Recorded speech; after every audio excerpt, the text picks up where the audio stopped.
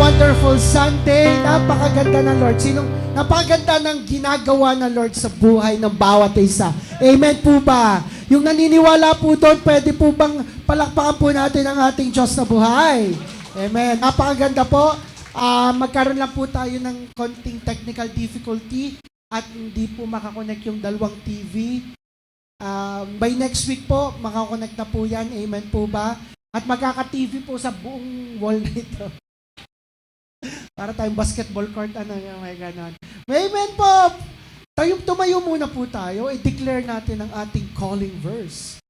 Luke 4:18 up to 19. 1, 2, 3, go. The Spirit of the Lord is upon me, because He has anointed me to preach the gospel to the poor. He has sent me to heal the brokenhearted, to preach deliverance to the captives, and recovering of sight to the blind, to set at liberty those who are bruised, and to proclaim the acceptable year of the Lord.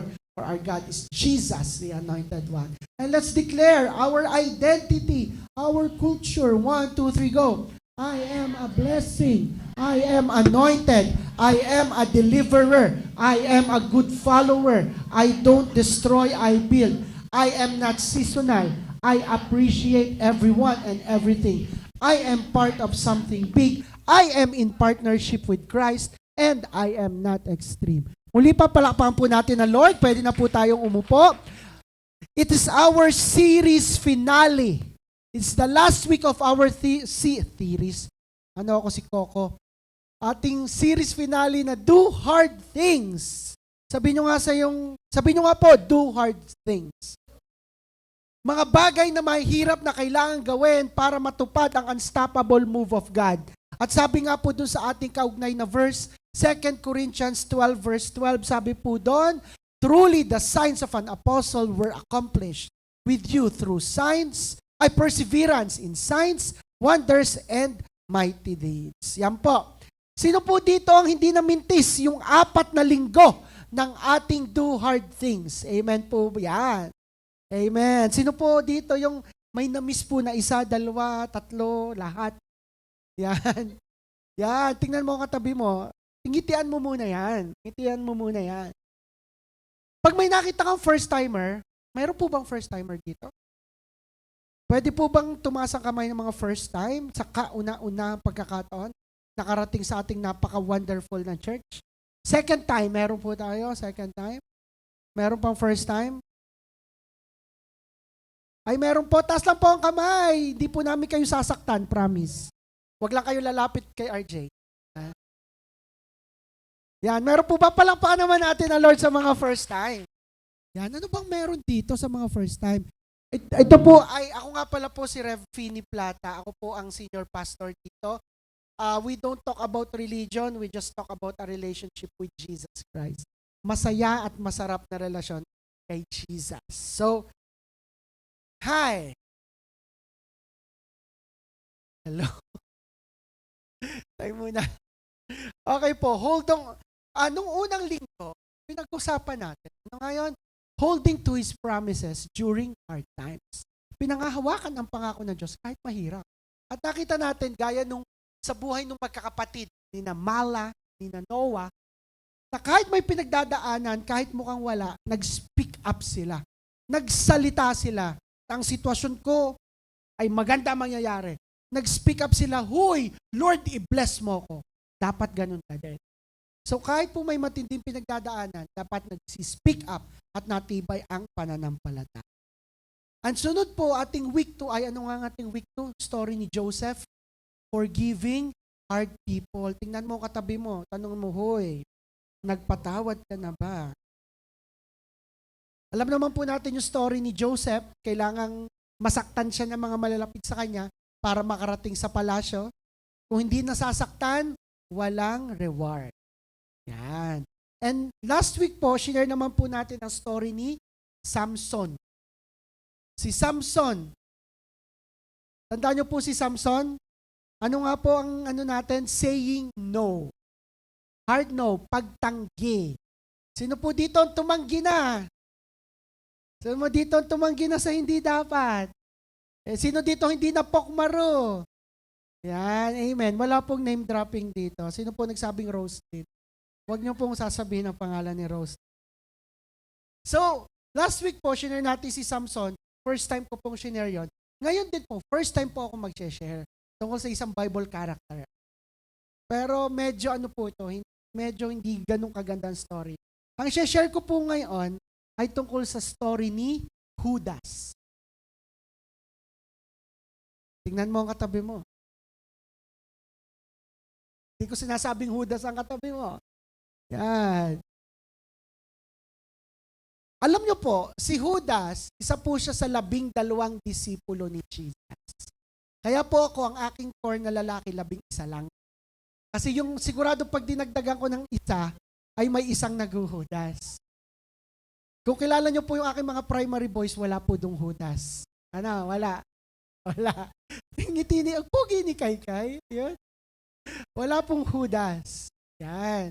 Pero, naniniwala po ako na si Judas, alam naman po natin, tinrider niya si Jesus. Si Judas ay naniniwala pa rin kay Jesus na si Jesus ang tagapagligtas. Naniniwala na si Judas na si Jesus ay anak ng Diyos. Naniniwala si Judas na may kayang gawin ng Diyos. Ibig sabihin, pinili siya ni Jesus. May potential si Judas. Si Judas, kahit ganun ang ginawa niya, may potential siya. Magaling siyang leader. Hindi siya pipiliin sa 12 out of 70 plus kung hindi siya kapili-pili. Pero, at ako'y naniwala on fire si Judas. Pero alam nga po natin na nangyari. Tinrider si Judas. Tingnan natin kung bakit. May maling pinili si Judas. Ang title po na i-share ko bago tayo dumiretso ay Hard Choices to Surrender. Hard choices to surrender. Tayo muna po tumukot pumikit. Tayo'y manalangin, Panginoon, samahan mo kami, tulungan mo kami, makita ka, makilala ka, buksan mo ang aming puso, maranasan ka pa namin, at tulungan mo kami na makita kung ano yung ginawa ni Judas para hindi namin magawa. Salamat po sa inyong papuri pasalamat sa pangalan ni Jesus. Amen. Palakpakan natin ng Lord. Alam mo ang Judas, it is a name. Pangalan po yan. Pero, naging term na siya eh. Na kapag sinabing Judas, hinudas, ano ibig sabihin nun? Ano pong, pag sinabing Judas ka, ano yon? Binetray, tinraidor, sinaktan. Diba? Pag sinabing Judas ka, pinakstab. Pero sa tunay, it's more about betrayal, more about tinraidor. Kasi mas malalim. Kasi, ang tinraidor ni Judas ay hindi naman sina Pedro hindi naman sina John, sina Nathaniel. Ang tinraidor niya mismo ay ang ating Diyos, si Jesus. Kaya kapag pag nakaparinig ka ng Judas, o kaya ay may sinabihan ka, Judas ka sa akin, feeling natin, tinraidor tayo dahil tayo ay malinis, walang mali, hindi natin deserve na itraidor. So when we say, hinudas ako niyan, parang feeling natin, ay, hindi ko ako karapat dapat saktan. Sino po dito ang na-traidor na? As po ang kamay. Yung feeling niya, hindi niya deserve mabetray. Yan. Inutangan tayo, hindi na tayo binayaran, yung mga ganong bagay. Ano pa? Yung ang bait-bait pagkasama mo, yung pala sinisiraan ka sa boss mo. O kaya pinakain mo, pinatira mo sa inyo, yung pala ay may maling ginawa. O kaya sinabihan ka ng I love you, yung pala pangwalo ka, yung mga ganun. So, Judas. May isang senaryo si Judas kasama mga disipulo na si Jesus ay hinugasan ng paa. Hinugasan po ang paa ni Jesus ni Mary. Si Mary ay kapatid ni Martha at ni Lazarus. Si Mary ay bumili ng napakamamahaling pamango. Ang halaga ng pamango kung panahon ngayon ay 1,000,000 piso. Ginawa ni Mary, habang nakain si Jesus, binuksan niya yung pamango, hinugas niya yung paa ni Jesus gamit yung mamahaling pamango, at pinunasan ng buhok ni Mary yung paa ni Jesus. Nung nakita ng mga disipulo yon, nagtaka sila. Pero itong si Judas, iba ang pagkakakita. Pagkita ni Judas doon, nang hinayang siya. Sino po may dalang Bible? Yes, buksan po natin ang ating mga Bibles. Yung mga walang dalang Bibles, ibenta nyo ang cellphone nyo para bumili ng Bible. Amen po ba? Buksan po natin ang ating Bible sa John 12. John 12. Verse 4. Sabi po ito, nagsalita si Judas Iscariot, isa sa mga disciples ni Jesus. Siya yung magtatraidor sa kanya. Ang nagsulat po nung librong yan ay si John. Kung babasahin niyo yung buong John, lagi pag sinasabi si Judas, tinraidor. Kahit John chapter 1 pa lang, sinabi ang pangalan ni Judas, yan si Judas yung magtatraidor. Grabe yung label ni Judas, ano? Hanggang yung mga talagang ang tingin i-traidor. Sino po dito yung may label na hindi mawala sa kanya? Yung may identity na ako pa i-traidor, ako yung nanakit na ibang tao. Dahil minsan kapag nanakit tayo na ibang tao, hindi na nawawala yon. Pero ibang kayang gawin ng Diyos. Amen. Okay, sabi niya, nung nakitang nilinis yung paa ni Jesus gamit yung mamahaling pamango, sabi ni Judas, bakit hindi na lang binenta? Ba't hindi na lang binenta yung pabango? Saka ibigay ang pera sa mahihirap. 300 silver coins din yan. 300 silver coins din pala yan. So nagkakahalaga pala yun ng mga around 200,000. O nga, may point kasi Judas. Okay, imagine nyo to. Halimbawa, may nagbigay sa akin. Mari lang. May nagbigay sa akin ng isang Land Cruiser. Ang halaga po ng Land Cruiser ay 4.5 million. May nagbigay kay Pastor Feed. Tapos ang sarap ng drive ko. Hindi kaya pumasok sa isip nyo, mahal naman ang sasakyan ni Pastor. Hindi ka pwedeng ibenta na lang tapos siraan TV pagpagawa na lang. O kaya bumili naman ng electric fan, kulang ng electric fan dito. O kaya paggawa ng kwarto ng kids, hindi na nabubuksan yung mga dapat buksan. Hindi kaya papasok sa isip natin yon? Talaga. May papasok sa isip natin yon. So, si Judas, pumasok sa isip niya, ano kaya binenta na lang yung pamango? Kasi ang daming naghihirap ng panahon ito. Ang daming hindi nakakakain. Kung yung pamango ay binenta na lang, di marami makakakain. Doon nagsimula. Doon nagsimula sa kaisipan. Ngayon, meron tayong pag-uusapan, mga ilang points, mga 33 lang po. Okay lang po ba 33? Ano po ang dapat mong gawin para di maging kagaya ni Judas? Sabihin mo sa katabi mo, kapatid, makinig ka para hindi ka maging kagaya ni Judas. Number one po.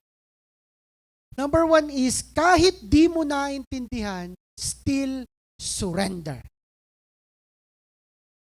Hindi naintindihan ni Judas na kailangang hugasan ang paa ni Jesus kasi malapit na siyang maging handog para sa atin at mamatay sa krus. At tayo sa buhay, may mga nangyayari sa buong mundo, nangyayari sa buhay ng bawat isa na hindi natin naintindihan. Kaya tayo ay nakakapagtanong sa Panginoon, hello? Nandyan po ba kayo? Marami tayong nagiging tanong sa Panginoon na hindi natin naintindihan kung bakit. Kung ikaw ay Kristiyano, sasabihin ko sa iyo, kung ikaw ay naniniwala sa Diyos, hindi mo kailangang maintindihan lahat. Basta ang kailangan mo lang gawin ay isuko ang buhay mo sa Panginoon. Maaaring hindi mo naintindihan bakit hinayaan ng Diyos na mangyari yon. Bakit hindi mo maintindihan bakit hahayaan ng Diyos na manalo ang kandidatong yon na hindi mo binoto? Baka hindi mo maintindihan, Lord, bakit po yun pong taong yun ay pinagpapalay, ang sama naman ng ugali samantalang ako? Maaaring hindi mo naintindihan kung bakit siya ay ganon, ako hindi. Bakit magandang buhay niya, ako hindi. Maaaring natin hindi maintindihan kung bakit natin naranasan ng sakit karamdaman na ito. Sasabihin ko sa inyo, hindi mo kailangan maintindihan lahat. Si Judas pinilit niyang ipuwersa yung gusto niya, yung alam niya. Lord, mahal yan, ibenta na lang natin. Ano nangyari sa kanya? Okay lang po magtanong sa Panginoon. Sasabihin ko sa inyo. Okay lang magtanong sa Panginoon. Huwag lang patanong-tanong. Ulitin ko po. Okay lang po magtanong sa Panginoon, huwag lang patanong-tanong.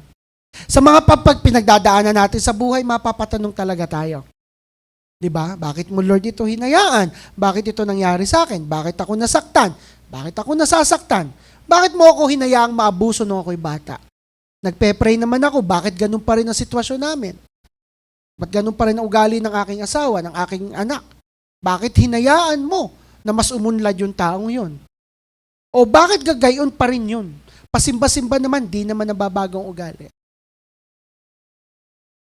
Alam niyo po, gaya ni Haring David, nagtatanong din siya. Si Haring David, the man after God's own heart, maraming tanong. Tinanong po niya to sa Psalms 13. Sabihin po na, next po natin, Psalms 13. Picturean niyo to. Sabi po doon, O Lord, how long will you forget me? Verse 4 muna. Verse 1. Walang verse 1? Walang verse 1. Yan. O Lord, how long will you forget me? Forever? How long will you look the other way? How long must I struggle with anguish in my soul, with sorrow in my heart every day? How long will my enemy have the upper hand? Sa mga tanong ni David, ang isa sa laging paulit-ulit, Lord, hanggang kailan? Habang buhay na bang ganito? Habang buhay na bang ganyan? Habang buhay na lang bang kaming ganito? Habang buhay na lang kaming ganito na lamang? Yun ang tanong ni David. So, si David, nagtanong din sa Panginoon, hello, amen. Hindi exempted si David at lalong hindi tayo exempted na magtanong, magtaka, Lord, bakit? Pero bago tinapos niya ang kanyang panalangin yan, itong ginawa niya, verse 5, But I trust in your unfailing love. I will rejoice because you have rescued me. I will sing to the Lord because He is good to me. Pinakita ni David na kahit marami siyang tanong, marami siyang hindi maintindihan, still magtitiwala siya, magpapakasaya siya, at magpupuri siya. Ulitin ko, kahit marami siyang tanong, marami siyang hindi naintindihan sa buhay. Bakit nangyayari ito? Magtitiwala pa rin siya, magre-rejoice siya, at magpupuri pa rin siya, kagaya natin. Amen. So that is what should we do? Kaya worthy is your name. Sarap magpuri sa Panginoon, lalo na kapag ikaw ay may mga tanong sa buhay. Di ba? Ay pinagdadaanan ka, ang bigat ng pakiramdam mo, pagpasok mo pa lang dito sa church, ramdam mo na, ang sarap itaas ang kamay at magpuri sa Panginoon. Amen. Balik tayo kay Judas. Verse 6. Pero sa tunay, sabi po doon, sinabi niya yon hindi dahil may malasakit siya sa may hirap. Ang totoo, magnanakaw kasi siya. Yan. Siya ang in charge sa pera nila at lagi niya itong kinukupitan. Sino po ditong nagnanakaw? Walang aamin. Di ba? Kaya pala, sinabi ni Judas yung pamango ay dapat maganda. Dahil gusto niya, dahil siya pala ang treasurer. Alam ni Jesus ang lahat ng bagay, ha? So alam ni Jesus, nangungupit si Judas. Pero mangungupit ito. Itong gagawin ko treasurer. Kaya ginawa ni Jesus. Sino po naging treasurer na din nung sa school? Ako po, naging treasurer na, yan. Pag treasurer ka, lagi ka naka-soft drinks tuwing araw-araw di ba? Ay treasurer, nangungupit. So, kita natin, may tanong si Judas, pinipilit niya yung gusto niya, ay hindi nasagot. Pangalawa, kung bakit nagka-downfall si Judas, anong dapat nating gawin? Number 2, isurrender lahat, good and bad. Sabihin nyo nga, isurrender lahat, good and bad. Lahat sa buhay natin, isuko.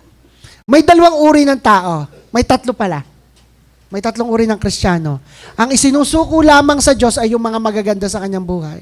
Lord, itong aking finances, ito sinusuko ko ang aking school, susuko ko ang aking negosyo, sige, susuko ko sa iyo. Pero hindi sinusuko yung mga pangit. Gaya ng mga tinatago, mga hindi sinusuko. Meron naman tao, sinusuko ay yung mga pangit sa kanya. Lord, ako po ay may sitwasyon, ako po ay may kabigatan, ibinibigay ko sa inyo. Lord, ako ay may pinagdadaanan, isinusuko ko sa inyo. Pero kapag maganda na ang buhay, ayos na, nagkabebe na, hindi mo na makikita. Ang pangatlong tao ay kayo. Tingnan mo ang katabi mo.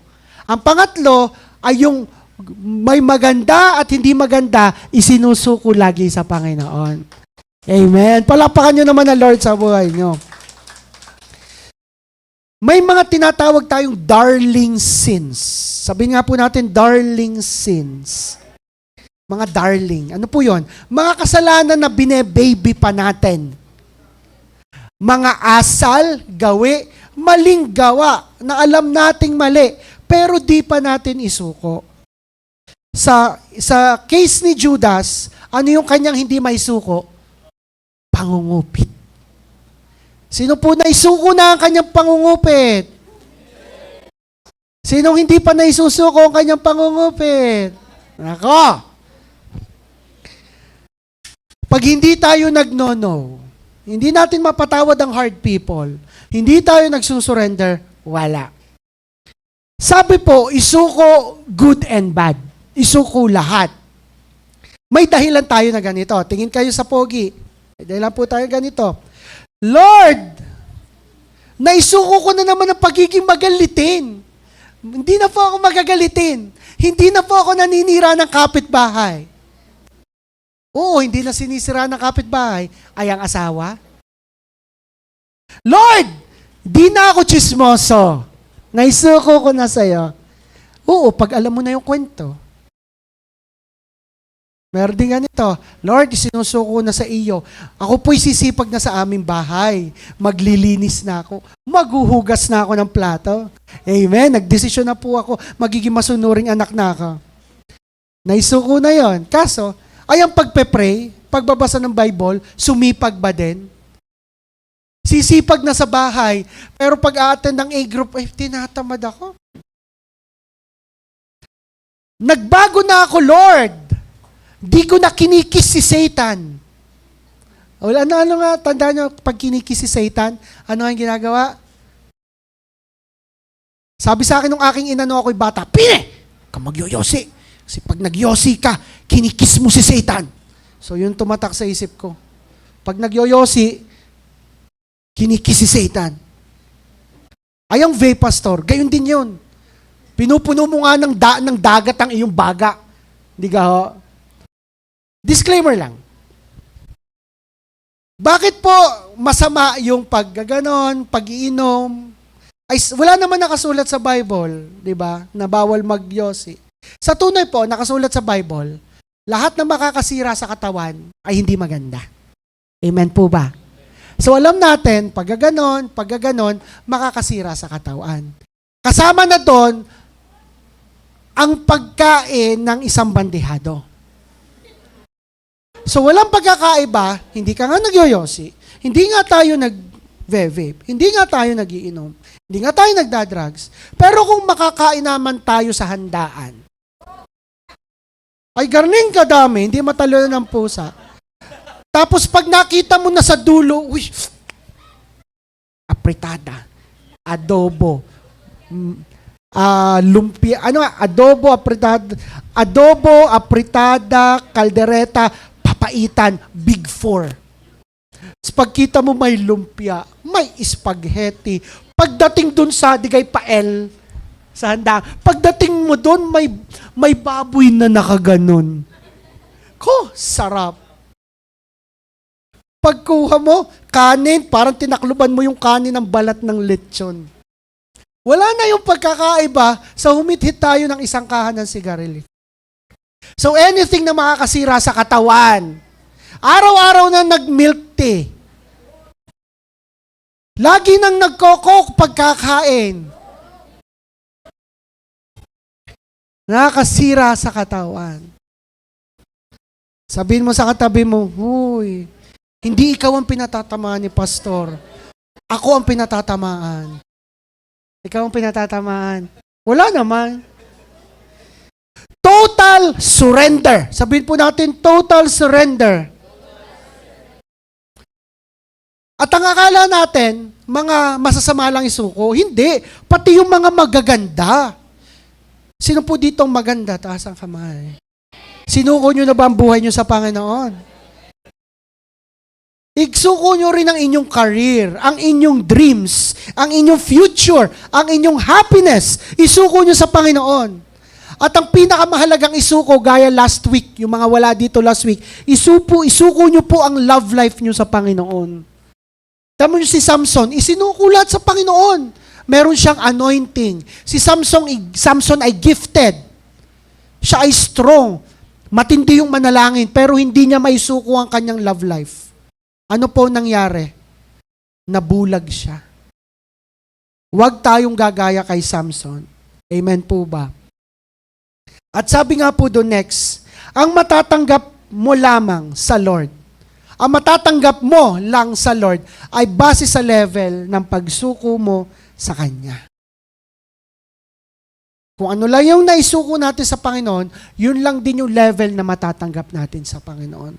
Sabi sa Bible, madaming hinihingi, maraming ibibigay. Kailangang total surrender. Balik tayo kay Judas. Nandiyan pa ba kayo? Huling hapunan. Si Jesus at ang 12 disipulo. Alam natin ang mangyayari doon. Huhulihin si Jesus, kinabukasan, lilitisin, at ipapako sa krus. Sabi ni Jesus sa mga disipulo, may isa sa inyo ang itatraidor ako. Sabi ng mga disipulo, ako ba? Ako ba? Hindi. Sabi, ikaw yun, masama ugali mo. Sabi ng mga disipulo, hindi ikaw, si Charles yun. Hindi ako, mukha tingnan mo na itsura mo, ikaw yun. Mga ganun sila, nag-aaway. At sinabi ni Jesus na yung magtutubog ng tinapay sa inumin, siya magtatraidor sa akin. Kaya kung ikaw ay nakain ng pandesal at isinasawsaw mo sa kaping mainit, gaya kanina, magsisi ka ngayon, lapit. Hindi, biro lamang po. Baka sabihin nyo, uy, ganun pala yun. Hindi po tayo ganun. Alam nyo, may ibang simbahan ganun. Kaya hindi daw sinasawsaw ang pandesal sa kape ay masama daw. Hindi, okay lang. Okay lang, wag lang malamig ang kape. Okay, wag lang iced coffee. At yun ang masama. Pero may nangyari kasi kay Judas bago niya traidorin si Jesus. Luke 22. Sabi, next. Yan. Tingnan po natin ha. Sabi po sa verse 3, pumasok si Satan. Sino pumasok kay Judas? Pumasok si Satan kay Judas Iscariot na isa sa 12 disciples. Anong ibig sabihin nun? Kahit kasama mo na si Jesus, flesh and blood, pwede kang pasukan ni Satan. Tingnan mo katabi mo. Tingnan mo katabi mo. Amuyin mo hininga niyan. Pag amoy dragon yan. Verse 4, nakipagkita siya sa mga chief priest at sa mga officers ng guard ng temple para planuhin, biruin nyo. Isa pa sa nagplano, gantong gagawin natin ha, para hulihin si Jesus. Kung paano makakatulong sa pag-aresto nila kay Jesus. Gano'ng kasama ang ginawa ni Judas. Pero, ano ang nauna? Si Satan ay pumasok kay Judas. At dahil si Satan ay na kay Judas, tinraidor ni Satan, ni Judas, si Jesus. Binigyan si Judas ng 30 pieces of silver. Sa panahon ngayon, kinumpute ko, ginugol ko, chinat GPT ko, kung i-convert mo ngayon yung 30 pieces of silver ni Judas, magkano? Alam niyo kung magkano? 20,000 pesos lang. With 20,000 pesos, tinraidor mo ang ating Diyos. 20,000. Pero bakit paano nagka-open door si Satan? Para makapasok kay Judas. Ayun po ay nagsimula pa sa ating number 1 point. Ano nga yung ating number 1 point? Wag mo ibabak. Ano nga number 1 point natin? Hindi naintindihan. Hindi ko naintindihan. Ano yung pangalawang point? I-surrender. Dahil hindi naintindihan at hindi isusuko, may maling desire na kay Judas na naging entry point ni Satanas. Kaya papasok tayo sa number 3 para hindi tayo pasukan ni Judas. Always ipacheck lagi sa Lord ang mga desire mo. The only thing that will hinder you from the unstoppable move of God is yourself. Ang tanging makakapigil sa'yo sa pagkilos ng Panginoon ay ang sarili mo. At kapag mali ang desire mo, i-impluwensya ka ni Satanas. Hindi na mo kailangan sisihin si Satanas, ikaw mismo. Pag mali ang desire mo, mali ang iniisip natin, yung gusto mo mangyari opposite sa kalooban ng Lord. If you would imagine, Judas had Jesus, the best pastor. Judas, kasama niya si Jesus, the best leader. Amen po ba? Nandiyan pa kayo. Kasama ni Judas, ang Diyos in flesh, in bones. But still, tinraidor niya. Kasi, iba yung desire ni Jesus. Ang desire ni Jesus, yung kaharian niya ay ibaba dito sa lupa. Ang desire ni Jesus ay iba sa nakikita ng mundong ito.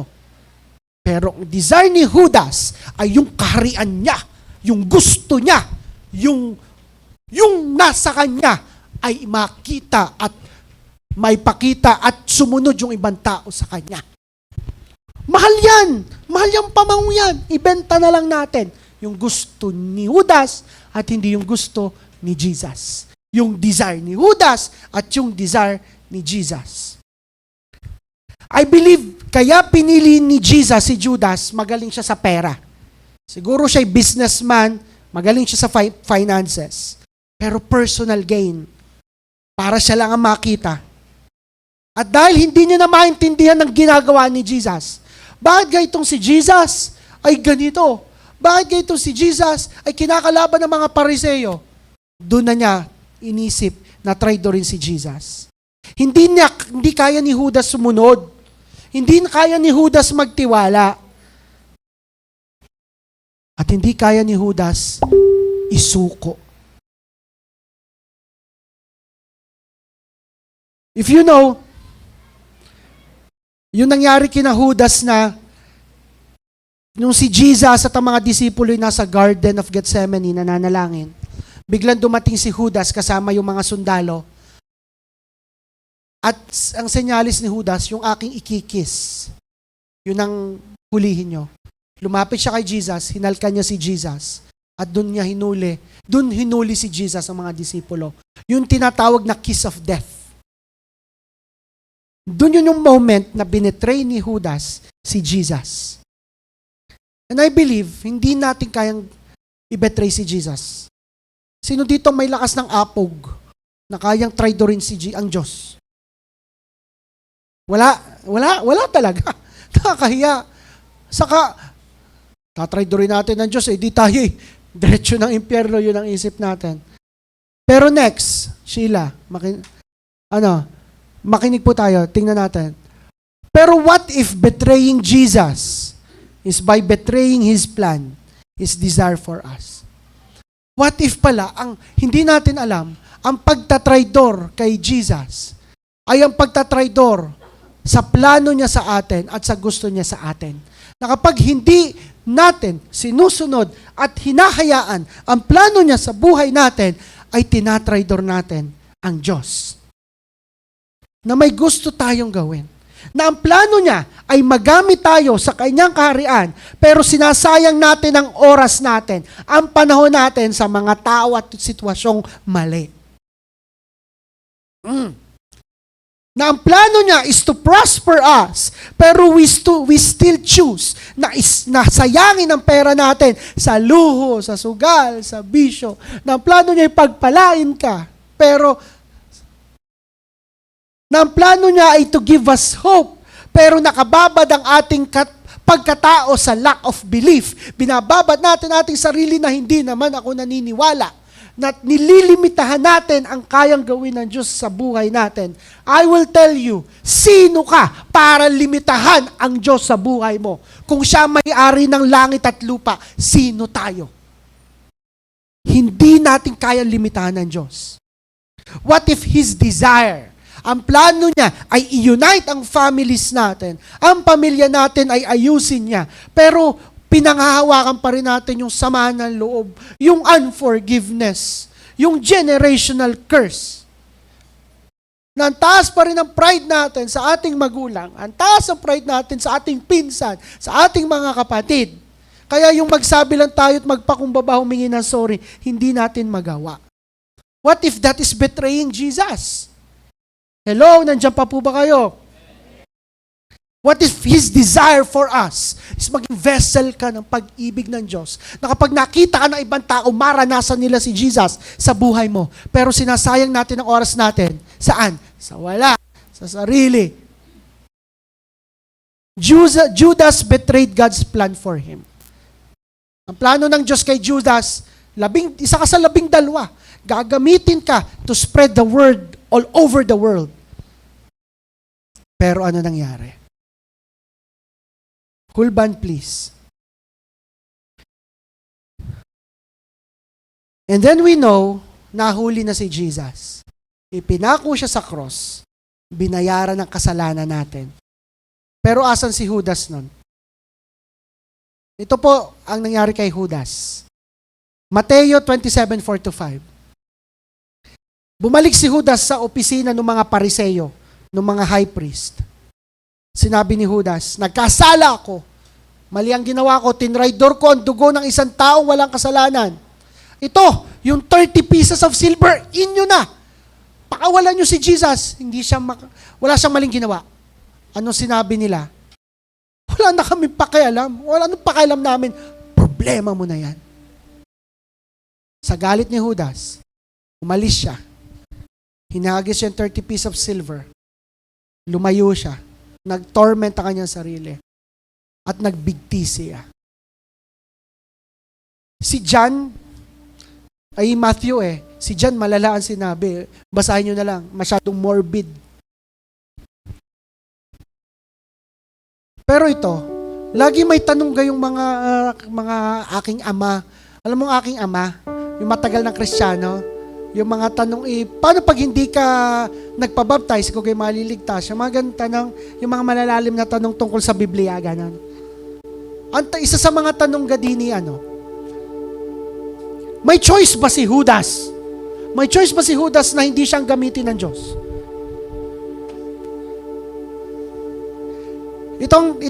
Itong pananaw ko, lagi tayo may choice. Hindi porket ganun ang pagpapalaki sa'yo, naranasan mo yan noon, hindi mo kaya, still may choice ka. Amen. Amen po ba? May choice lagi tayo. At si Judas, may choice din. Pero kaysa sa magsisi siya, mag-repent siya, nag-give up siya, at tinigil niya ang buhay niya. Kaya this is my number 4, the last one. You always have a choice na mag-repent o mag-give up. Kapatid, the hard choice to surrender is in you. Marami kang nagawa noon, marami kang ginagawa ngayon, marami kang hindi mapigilan sa buhay, but still, it is your choice. Kung isa-surrender mo lahat sa Panginoon. At hindi naman agad-agad, Lord, sige, iyan na lahat. Dahil siguradong magagawa mo pa rin yung hindi maganda. Sisigaw ka pa rin sa anak mo. Magagalit ka pa rin doon sa kapitbahay na sinisiraan ka sa buong barangay. At makakapag-post ka pa rin ng notes na pagpapatama. Sasama pa rin ang ugali mo. But still, you have a choice. Kung magsisisi ka o magi-give up ka? Si Isaiah Saldivar, if you know him, he's a pastor sa US. Siya po ay full of demons. Siya po ay ex-satanist. Parang ganon. Lagi siyang nasa dilim. Sa kwarto niya, laging madilim. Ayaw niya magpa-picture lagi. Malayo siya sa tao. Nagka-girlfriend siya. Lagi siyang ini-invite ng girlfriend niya sa church. Ayaw pa ng girlfriend sumama. Ayaw pa niya sumama. And then, one time, sumama na siya sa girlfriend niya at nakulitan na siya. So, sumama siya sa church. Tas nung nasa loob siya ng church, nandun lang siya sa likod. Yun, kaya yung mga nasa likod, magandang gagawin sa inyo ng Panginoon. Nandun lang si Isaiah sa likod. At nagpipreach ang pastor, gagaya nito, natugtog na ang gitara at mayroon ng pads ang keyboard. At sinasabi ng pastor, if God is calling you, you surrender yourself to God. Itong si Isaiah, na punong-puno ng evil sa pagkatao niya, he feel God is calling him, surrender. Pero sabi niya sarili niya, ang dami kong maling choices, ang dami kong maling desisyon, ang dami kong maling kasalanang nagawa na parang kung hindi na ako mapapatawad ng Panginoon. But still, he chose to surrender at hindi sumuko. At now, nung pagsuko niyang yon, nakalaya siya, nagamit siya ng Panginoon, at ang dami niyang na-influensya ang ibang tao. Nagsimula yun sa ating choice na pagsuko sa Panginoon. Kapatid, you will always have a choice at walang makakaagaw niyan sa iyo. Kaya you have always have a choice to surrender. Araw-araw unstoppable. May choice ka kung anong gagawin mo sa buhay mo. May choice ka kung isusuko mo ang buhay mo sa Kanya. May choice ka kung lagi mong ipapacheck ang desire mo sa Panginoon. May choice ka kung isusurrender mo lahat. May choice ka kahit hindi mo naintindihan. You have a choice. Still, I believe that choice is the most powerful thing that you have. And to surrender to God is letting Him in your life. And I believe, hard choice yan. But still, a choice that is worthy at promise. Ang sarap. Hindi naman yung choice, sige pastor, ngayong oras na ito, isusuko ko ang Panginoon. Isusuko ko ang buhay ko ngayon sa Panginoon. Tataas ang aking kamay. Susuko ko aking buhay sa Panginoon. Huwag mong asahan na mamaya hindi ka na magagalit. Huwag mong asahan na ang iyong mga tao nakapalibot sa iyo ay hindi ka na aawayin. Huwag mong aasahan na wala ka ng problema. Still may ganun pa rin. Pero dahil pinili mo na isuko mo ang buhay mo sa Panginoon, nandun yung blessing ng Diyos. At nandun yung proseso, yung journey na magandang mangyayari sa buhay mo. Palakpakan naman natin ang Panginoon ngayong oras na ito. Ngayong oras na ito.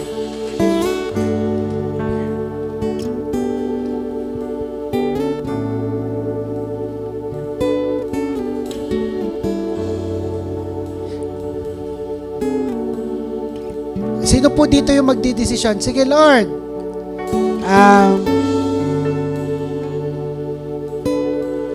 Hindi ko naintindihan. Ito muna pala. Taas ang kamay ng maraming hindi naintindihan na nangyayari sa buhay niya. Taas ang kamay. Taas ang kamay. Okay. Thank you. Taas ang kamay niya. Sige, kahit hindi ko naintindihan, good or bad, yung mga desire ko, lahat yan, isusuko ko sa Panginoon. Taas ang kamay. Amen. Salamat po. Lahat po ng gustong sumuko ang buhay, isuko ang buhay niya sa Panginoon, hinihiling ko po na tumayo kayo ngayong oras na ito. At hawakan niyo po ang inyong puso. And God will fill you with joy. God will fill you with peace. God will fill you with the fruit of the Holy Spirit. At sabihin niyo po itong simpleng panalangin ito ng taos puso habang nakapikit at hawak ang inyong mga puso. Sabihin niyo, Panginoong Jesus.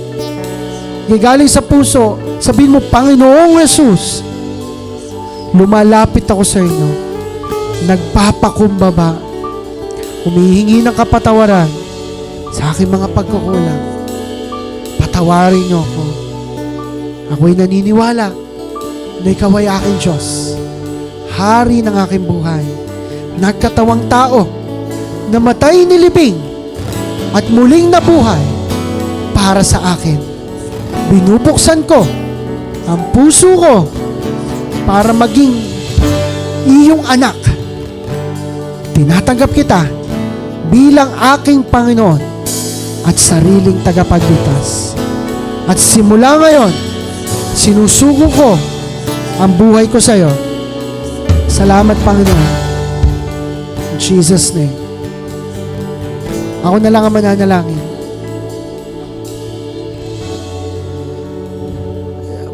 Baka may sinasabi sa inyo ang Panginoon ngayon, o baka may sasabihin sa inyo ng mga pagkakataon sa mga susunod na araw, may papasuko ang Panginoon sa iyo. Sabihin ko na sa inyo, mahirap yan sa simula. Isuko mo yung pag-iisip na yan. Mahirap sa simula yan. Isuko mo yung bibig mo lagi na lang nagmumura, lagi na lang negatibo, lagi na lang galit. Papasuko yan sa iyo ng Panginoon. Baka ipasuko sa iyo ng Panginoon yung asal. May bisyo na ipapasuko sa iyo. Mahirap sa simula, pero basta magdesisyon ka at choice mo yan at gawin mo ang tamang choice. Huwag kang gagaya kay Judas na susuko. Mari ipasuko sa iyo ng Panginoon yung relasyon nyo. Isama mo yung asawa mo dito sa church. Isama mo yung girlfriend mo. Isama mo yung boyfriend mo dito sa church. Mari ipasuko yun sa Panginoon. Sabihin mo sa Lord, Lord, ang tigas ng puso niya. Hindi, basta sinabi ng Panginoon, ikaw ang gumawa ng paraan. Isama mo dito sa church. Mari ipasuko sa'yo ng Panginoon ang trabaho mo. At I know, the principle of the Bible, to give is to receive. Ulitin ko, to give is to receive. Siguradong, kapag may binigay ka sa Panginoon, may matatanggap kang bago. Siguradong, kapag may isinuko ka sa Panginoon, lagi kang may matatanggap na bago galing sa Kanya. If you believe that, palakpakan mo, Panginoon. Kaya right now, let me pray for you. Taas po natin ating mga kamay.